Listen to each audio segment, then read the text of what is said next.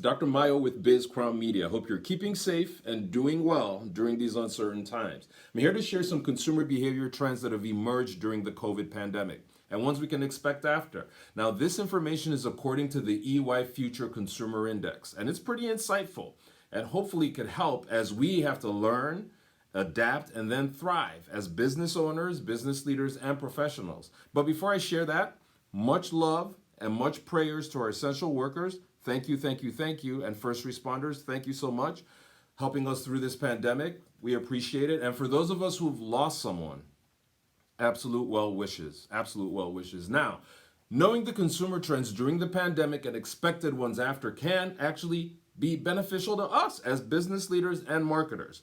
So we know how to adapt, we know what's coming, we know the changes we can make. The thing was, it was already a battle before, keeping up with the changes when it comes to consumer behaviors before the pandemic. And now anticipating what's going to happen, how consumers are going to change as a result, even takes it to another level entirely, in another direction. Because if you think about it, imagine all the 2020 strategy and marketing meetings we had before the pandemic, the goals for 2020, this and that, the trends, and look at this and that. Some might still ring true, no doubt about it, but for the most part, it's back to the drawing board now.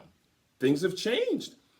You know, it rings home that Dwight Eisenhower saying that plans are useless, but planning is indispensable. So here we are now, and we have to make the most out of it. And how do we do that? We have to learn, adapt, and then thrive. So here are the four segments.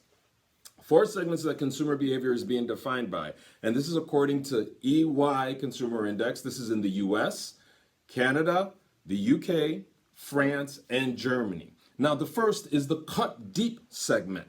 That's around 27%. Now, these consumers are spending less across all expense categories as the pandemic has really impacted their employment. Mainly over 45, they've seen the biggest impacts on their employment status, and now they're shopping less frequently, and brands are less important to them right now.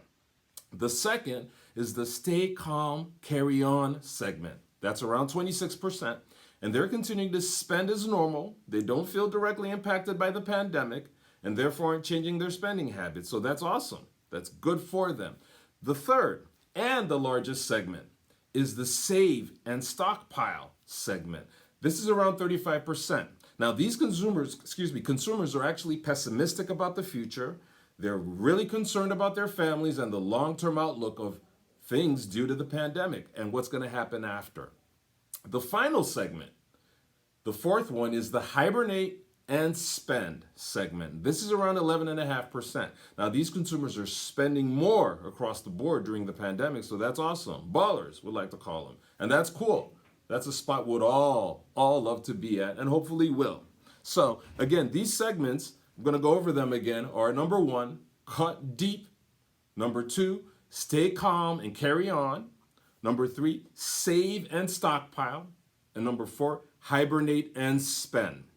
You might want to see where your target market or your target audience falls within that. Now, these four segments actually are expected to morph into 5 different ones as things start to cool down with the pandemic. So it'd be wise to actually consider both sets of trends to plan for current times and the ones we know that are actually coming on the horizon soon, hopefully. So the new segments that these segments are going to morph into, all these 4, they're going to morph into 5. It's going to be number 1, keep cutting. That's around 13%. Stay frugal, around 22%. Get to normal, around 31.5%. And then cautiously extravagant at 24, almost 25%.